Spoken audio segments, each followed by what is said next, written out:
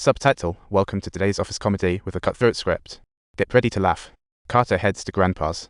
Asking about journalist Hoban's gossip, Grandpa said he was a rebellious leftist youth. Keep away from his place. Meanwhile, a college student just stepped out of a comedy club only to bump into four wannabe tough guys. Next morning, a video went viral. Extremists captured a Muslim student live streaming a chop show at 6 a.m. Blue Mom said to relax. Carter wasn't about to slack off. Hey, that's just the kind of overachiever he is.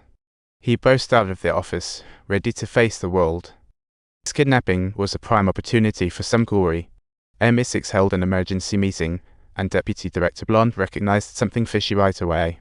The captured young man, Hassan, is Pakistani. His family breeds talent, making him an internet sensation. Someone asked, "How'd you find out so quickly?" Blonde shot back, "If MI6 relies on you guys, we might as well close up shop." Carter quietly headed back to the office. Carter handed hacker Ace a USB drive filled with his cheat sheet from yesterday's exam, and when Ace opened it, he found a million digits of PyTalk about a nerd move. Carter had a new request. Can you hack into his computer and see what projects he's working on? Ace shook his head, warning him to stay. Ace hadn't received orders from Lime. Carter pondered and asked, "Do you even know why you were transferred here?" Ace perked up immediately. "Why?" Carter said, "My grandpa's a big shot. He was flipping through everyone's files while watching documentaries last night. The truth." Ace jumped into action mode, but if flopped, turns out the docs weren't online. Carter sighed, realizing he'd have to steal the laptop to crack this case. Meanwhile, the unreliable nerd met Blonde at the stadium, casually saying he'd eavesdropped on Lime and KJ call about Takunle. Blonde took a deep breath, urging dismantling the bug to avoid trouble. The nerd said he wanted out. Blonde took out his phone, asked the nerd for help, and promised to discuss transfer if the mission succeeded. Carter was already tailing the target. The target was highly alert, sensing someone tailing him. He entered the station, but missed the train, Carter following closely. The target sprinted across streets and a hotel, boarded a double-decker bus, then jumped off after one stop to switch buses. He thought he had lost his tail, but nope, nightfall was creeping in, and there were only 12 hours left until Hassan's live stream. Everyone in MI6 was pulling all-nighters to track the culprit, while the Office of Misfits clocked out like it was a normal day, except for Carter, who stayed behind. He tracked the target to his residence and planned to sneak in and swipe the laptop.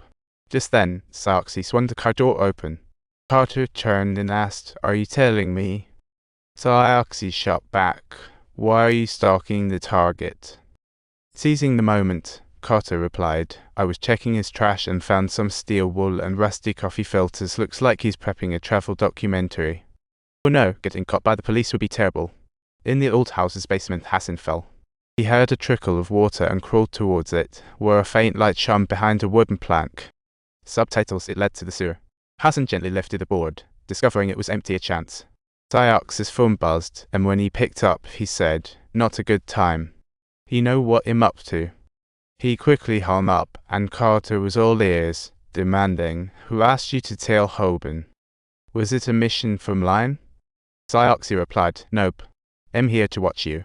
Carter was shocked, thinking, no wonder someone just entered Hoban's house. Carter pushed the car door open without hesitation.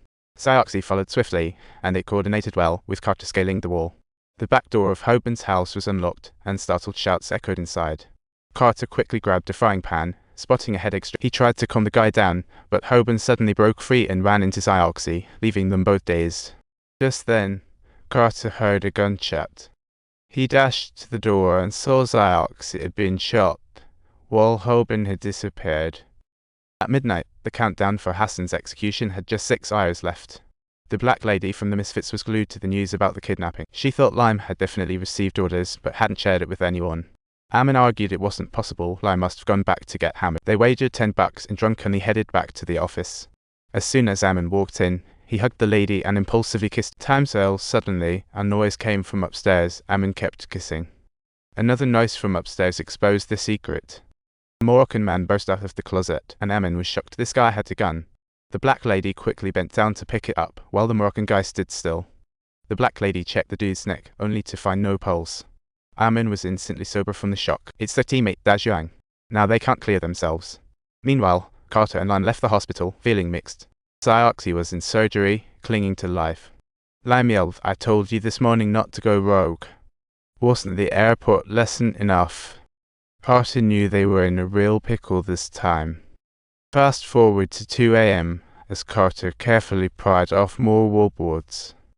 The kidnappers had set up multiple cameras in the basement, no flaws whatsoever. This gadget was no joke, they had to be super careful. Don't worry, Carter, are you ready to move? Of course, don't forget to give a like and subscribe to our channel.